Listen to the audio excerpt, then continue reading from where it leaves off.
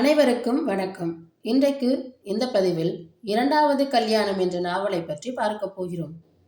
தலைக்கு ஒரு தலையணையை வைத்துக்கொண்டு இரவு 10:30 மணிக்கெல்லாம் திண்ணையில் ஒரு ஜமக்காலத்தை விரித்து சுவாமிநாதன் படுத்து விட்டான். அவன் பக்கத்தில் அவனுடைய கடைசி பெண் காமு படுத்து கவலையற்று தூங்கிக் கொண்டிருந்தாள். ஆனால் தூங்கும் முன் அவள், "தூங்குறச்சே என்னை தனியா விட்டுட்டு போயிடாதப்பா" என்று அப்பாவுக்கு உத்தரவிட்டிருந்தாள். சுவாமிநாதன் தன் தலையை தூக்கி முழங்கை மேல் வைத்து தாங்கிக் கொண்டு காஸ்லைட் வெளிச்சத்தில் காமுவின் முகத்தையே பார்த்தவனாக என்னவெல்லாமோ பற்றி யோசித்தான். 35 வருஷம் வாழ்க்கையில் அடிபட்டவனுக்கு யோசிக்க விஷயம் இல்லாமலா இல்லை? ஆனால் அந்த நிலையிலே அவனுடைய யோசனைகளுக்கு முடிவே இராது போல தோன்றிற்று. காஸ்லைட்டுக்கு அடியில் உட்கார்ந்து சீட்டாடி கொண்டிருந்த கோஷ்டியில் ஒருவன், "தூக்கம் வராவிட்டால் இப்படி வந்து உட்காரை சாமா, இங்கேயும் ஒரு கை வாண்டிங் இருக்கிறது" என்றான்.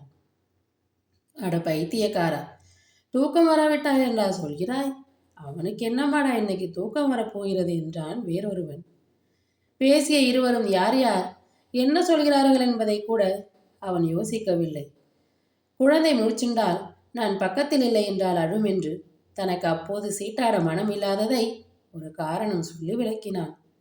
"நடக்கட்டும், இன்னைக்கு ஒரு நாள் தானே இந்த வாழ்வு, நாளை முதல் அந்த பொண்ணை யார் கவனிக்க போறா" என்று கேலியாக சொன்னான் சுவாமிநாதனுக்கு மிகவும் ஆப்தான நண்பன் ஒருவன். இதை கேட்டவர்கள் எல்லோரும் லேசாக சிரித்துவிட்டு மறுபடியும் அப்போதைய முக்கியமான காரியமான சீட்டாட்டத்தில் ஈடுபட்டனர். சர்வ சாதாரணமான இந்த கேலி பேச்சும் சிரிப்பும் சுவாமிநாதன் உள்ளத்தில் சுருக்கென்று தைத்தன. அது சமயம் பெண் வீட்டிலிருந்து, "எல்லாரும் சாப்பிட்டாகிவிட்டதா? வேறு ஏதாவது தேவையா?" என்று விசாரித்து கொண்டு வந்தார் ஒருவர். அவரை தொடர்ந்து வந்த பெண்ணின் தகப்பனார், தமக்கு மாப்பிள்ளையாக போகிறவர் அந்த சாவடியில் அப்படி படுத்து கொண்டிருப்பதைக் கண்டு, "இங்கே தூங்க முடியாதே, நம்மாத்து மாடி அறையில் படுக்க போட சொல்கிறேன்" என்று உபச்சாரமாக சொன்னார். சுவாமிநாதன், "வேண்டாம், இங்கே யாராவது வருகிறவர்களை பார்க்க வேண்டியிருக்கும்" என்று சொல்லிவிட்டான். அவன் அப்பொழுது தனிமையைத்தான் வேண்டினான். ஆனால் அதை சொல்லிக்கொள்ள தைரியமில்லை. அன்று அவர்கள் வீட்டு மாடியில் தன் பெண்ணையும் எடுத்துக்கொண்டு போய் படுத்துக்கொள்ள அவனுக்கு மனம் வரவில்லை. 2 நிமிஷம் வேறு என்ன சொல்லலாம் என்று யோசித்து கொண்டு நின்றுவிட்டு அவன் மாமனார், "உள்ளே போய் விசாரிக்கிறேன்" என்று முணுமுணுத்து விட்டு போய்விட்டார். முதலில் கேலி செய்த அந்த நண்பன் மறுபடியும் கேலி செய்தான். "ஏண்டா சாமா, அவாத்து மாடியிலே போய் படுக்கக்கூடாதோ? அந்த பிராமணராகவா வந்து சொல்ல போகிறார்? அவருக்கு அவ்வளவு தெரியாது, ஆத்திலிருந்து வந்திருக்கும். நீ வரலன்னு சொன்னது தெரிஞ்சுக்கிட்டு கோவிச்சுக்க போறாடா, போ." சுவாமிநாதனின் இந்த கேலிக்கும் பதில் சொல்லவில்லை. அவனும் இதற்கு முன்னெல்லாம் எவ்வளவோ கல்யாணங்களுக்கு போய் காஸ்லைட் அடியில் உட்கார்ந்து சீட்டாடி கொண்டே எல்லோரையும் கேலி செய்தவன்தான். இந்த மாதிரி கேலி செய்யப்பட்ட வேண்டிய ஒரு காலம் வரும் என்று அவன் அப்பொழுதெல்லாம் கனவிலும் எண்ணியதில்லை. அவன் மனைவி 3 குழந்தைகளை தன் தலையில் கட்டிவிட்டு திடீரென்று ஒரு நாள் இல்லாமல் போய்விடுவாள் என்று அது நேரும் முன் யாராவது அவனிடம் சொல்லியிருந்தால் அவன் நம்பியே இருக்க மாட்டான். அவன் வாழ்க்கையில் முக்கால்வாசிக்கு மேல், ஏன் 27 வருஷங்கள் அவளுடன் கழிந்தவை. அவனுக்கு 8வது வயசிலே கல்யாணமாகிவிட்டது.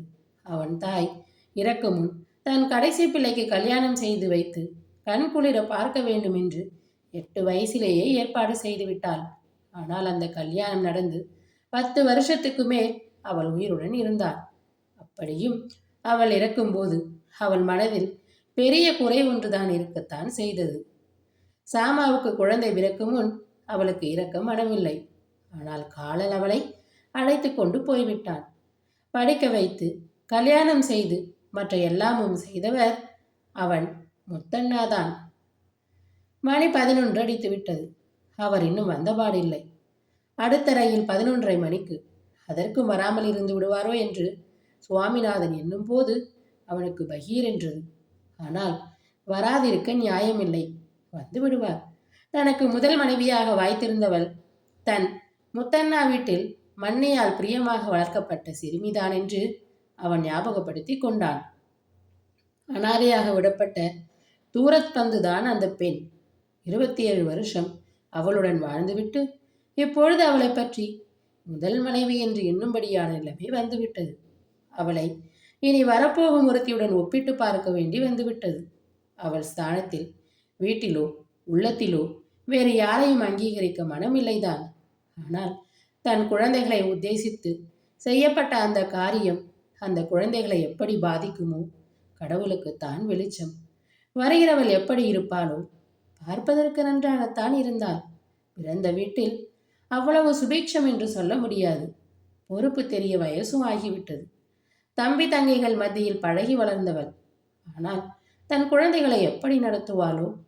சுவாமிநாதனுக்கு இணையால் கல்யாணம் பண்ணி கொண்டவர்கள் பல பேரை தெரியும். அவர்கள் குடும்பங்கள் படும் அவஸ்தைகளும் தெரியும்.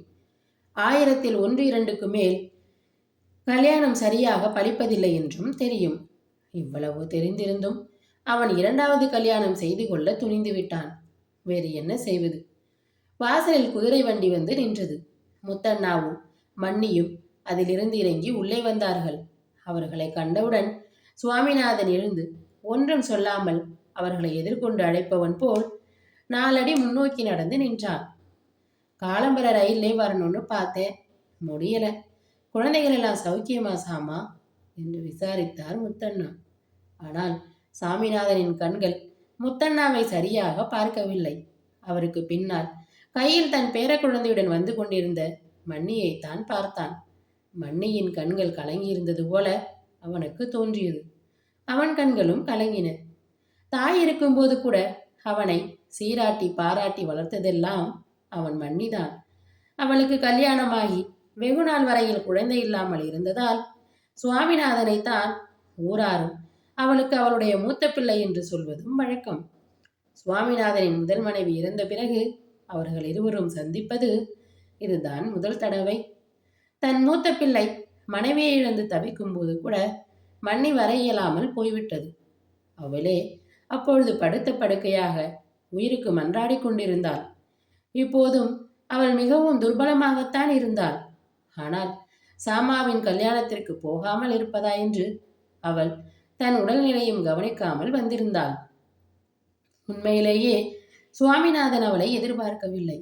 கல்யாணம் செய்து கொண்டு 2 நாளைக்கெல்லாம் தன் 2வது மனைவியுடன் கிராமத்துக்கு போய் தன் மன்னியின் ஆசீர்வாதத்தை பெற்றுக்கொள்வதென்று அவன் முடிவு செய்திருந்தான். அவன் அதற்கு முன்னரே மன்னியை போய் பார்த்து வந்திருக்க வேண்டியவன்தான். சாகி கிடந்து பிழைத்த அவளை அவன் பார்க்காமல் இருந்தது பெரும் பிசகே. ஆனால் ஆபீஸிலும் புது மேனேஜர் வந்து ஏக ரகலையாக இருந்தது. ஞாயிற்றுக்கிழமை கூட விடுமுறை என்று சொல்லிக் கொள்வதற்கு இல்லை. அவன் கல்யாணத்துக்கு கூட இப்பொழுது அவனுக்கு கிடைத்த லீவ் 2 நாள்தான். அவன் தன் மன்னியை பற்றி முத்தண்ணாவுக்கு எழுதி விசாரித்து அறிந்து கொள்வதுடன் திருப்தி அடைய வேண்டியதாயிற்று. இப்பொழுது அவனுடைய மன்னியே எதிர்பாராத விதமாக வந்துவிட்டாள். அவளை நன்கு அறிந்த சுவாமிநாதனுக்கு அவள் அவனுடைய 2வது கல்யாண விஷயம் கேட்டு என்ன பாடுபட்டிருப்பாள் என்று யூகித்து கொள்ள முடியும். 2வது கல்யாணம் செய்து கொள்ள அவன் தீர்மானிக்கும் முன்னே பல தடவை தன் முத்தண்ணாவுக்கு எழுதி கேட்டான். அவர் ஒன்றும் பட்டு கொள்ளாமல், ஆனால் அந்த சந்தர்ப்பத்தில் கல்யாணம் செய்து கொண்டு விடுவதான் சரி என்று திணிக்கும்படியாக எழுதிவிட்டார். ஆனால் அவர் தம்பிக்கு பெண் தேடி கொடுக்கும் பொறுப்பை ஏற்றுக்கொள்பவராக இல்லை. ஜாதகம் எடுத்துக்கொண்டு தம்மிடம் வந்தவர்களையெல்லாம் அவர் பட்டணத்தில் இருந்த சுவாமிநாதனிடம் அனுப்பிவிட்டார். ஒரு ஜாதகம் பொருத்தமாயிருந்தது. பட்டணத்திலேயே ரயில்வேயில் சொற்ப சம்பளத்தில் வேலையாக சேர்ந்தார் பெண்ணின் தகப்பனார். பெண்ணை பார்த்துவிட்டு பிடித்திருந்தால் இதை முடித்து விடலாமா என்று முத்தண்ணாவுக்கு எழுதினான். சுவாமிநாதன் முத்தண்ணாவோ பட்டணம் வந்திருந்து லௌகீகம் பேச வேண்டியதெல்லாம் பேசி முகூர்த்தம் வைத்து ஏற்பாடு செய்துவிட்டு போனார். அப்போதும் தன் 2வது கல்யாண விஷயத்தை பற்றி மன்னி என்ன நினைக்கிறார் என்று கேட்க அவனுக்கு தைரியமில்லை. முகூர்த்தம் மறுநாள். மன்னியும் வந்துவிட்டாள். அவளிடம் என்ன சொல்வதென்று சுவாமிநாதன் யோசித்து கொண்டு கண்கலங்கியவனாக நின்று கொண்டிருக்கையில் அவனுடைய மூத்த பெண் சரோஜா வீட்டுக்குள்ளிருந்து குதித்து குதித்து ஓடி வந்து அப்பா காலை கட்டிக்கொண்டாள். அவளுக்கு வயசு 7 தான் இருக்கும். ராமேஸ்வரம் ஆஸ்பத்திரி என்று போய் பெற்ற குழந்தை. ஏற்கனவே அப்பாவுக்கு மிகவும் செல்லம். தாயை இழந்த பின் கேட்க வேணுமா? நான் சித்தியோட பேசிட்டு இருந்தேன் அப்பா என்றாள் சரோஜா. அவள் வருகை சுவாமிநாதனுக்கு தெய்வாதீனமாகப்பட்டது. அடி அசடே, இதோ பார், யார் வந்திருக்கிறா பார், பெரியம்மா வந்திருக்காளே என்றான் அவன். அந்த பெரியம்மாவிடம் சரோஜாவுக்கு உயிர். அவள் சந்தோஷ கூச்சலுடன் பெரியப்பாவையும் பெரியம்மாவையும் போய் அணைத்து கட்டிக்கொண்டாள். அவனுடைய பெரியம்மா தன் இடுப்பில் இருந்த குழந்தையை தனக்கு பின்னால் வந்த தன் மாட்டுப்பெண்ணிடம் கொடுத்துவிட்டு சரோஜாவின் கையை பிடித்து கொண்டு, சாமா, நீயும் படுத்துக்கோ, நாழி ஆயிடுத்து, நான் போய் பெண்ணை பார்த்து விட்டு வரேன், காலம்பர பேசிக்கொள்ளலாம் என்று சொல்லிவிட்டு உள்ளே போனாள். ஏனென்னா, மணி வரவில்லையோ என்று கேட்டுக்கொண்டே காமு படுத்து தூக்கி கொண்டிருந்த ஜமக்காலத்தில் உட்கார்ந்தான் சுவாமிநாதன். அவனுடைய முத்தண்ணாவும் திண்ணையில் உட்கார்ந்து கொண்டு தூங்கிக் கொண்டிருந்த குழந்தையை தடவி கொடுத்து கொண்டு, மணி கால ரயிலில் வந்தாலும் வருவான், இன்னைக்கு கொஞ்சம் வேலை இருக்குன்னு சொன்னான் என்று சொன்னார். அதற்குள் அவர்தாம் முக்கிய சம்பந்தி என்று அறிந்து கொண்ட பெண் வீட்டார் ஆகாரம் கொண்டு வந்து வைத்துக்கொண்டு உபசாரம் பண்ணலானார்கள். போய் ஏதாவது சாப்பிட்டு விட்டு வான்னா, நானும் சித்த படுத்துக்கிறேன் என்று சுவாமிநாதன் சொன்னான்.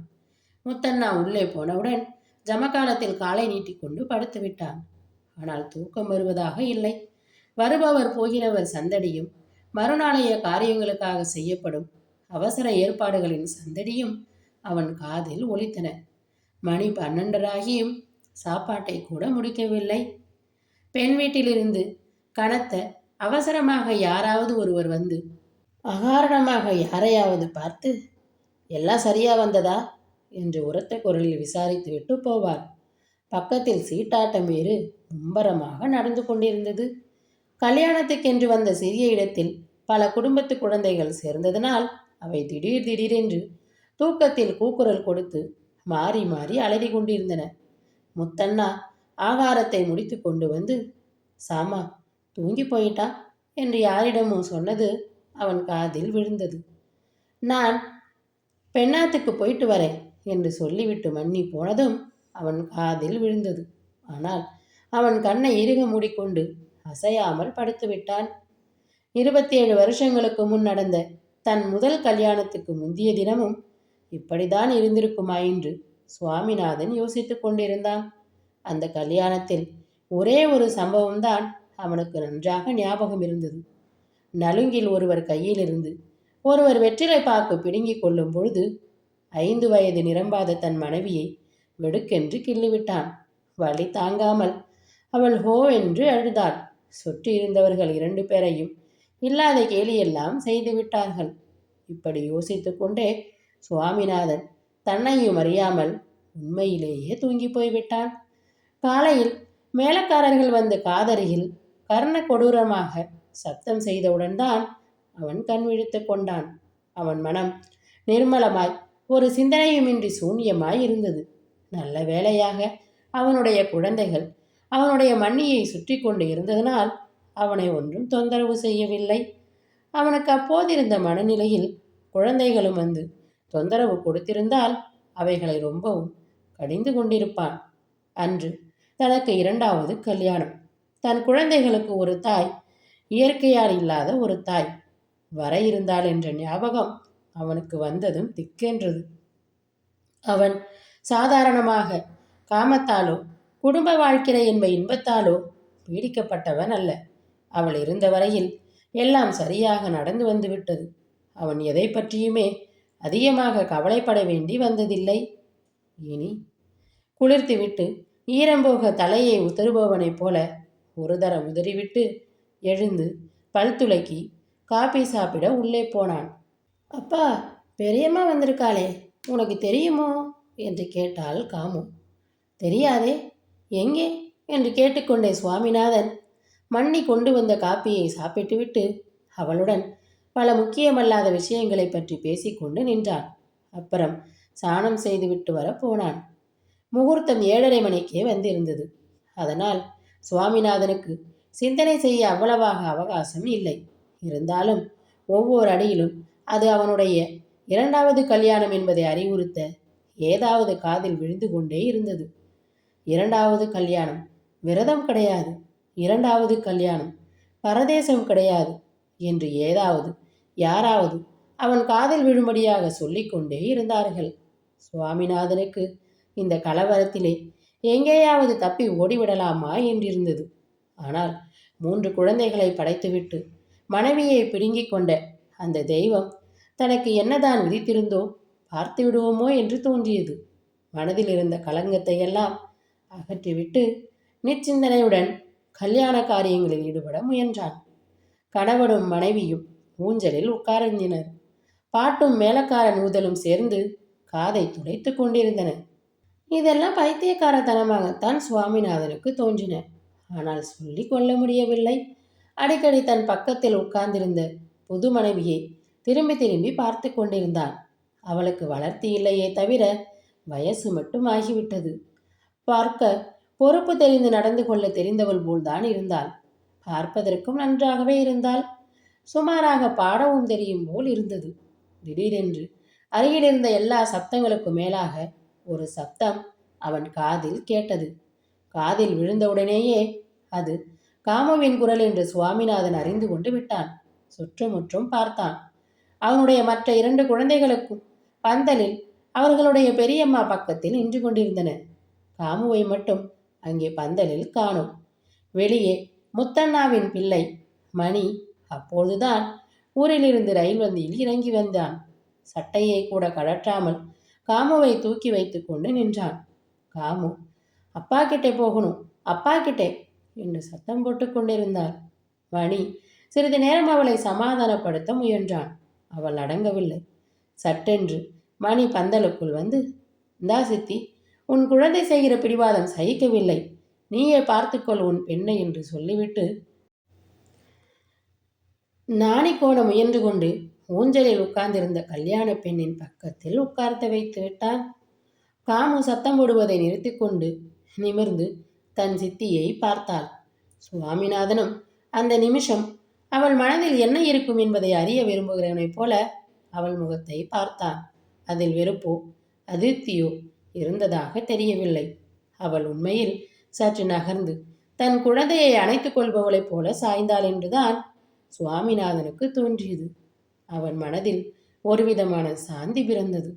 முகூர்த்தத்துக்கு நாழி ஆகிறதே என்று சாஸ்திரிகள் சொல்லிக் கொண்டிருந்தார். இத்துடன் 2வது கல்யாணம் என்ற சிறுகதை முடிவடைகிறது. அடுத்து வரும் பதிவில் மற்றும் ஒரு நல்ல கதையுடன் சந்திப்போம். நன்றி, வணக்கம்.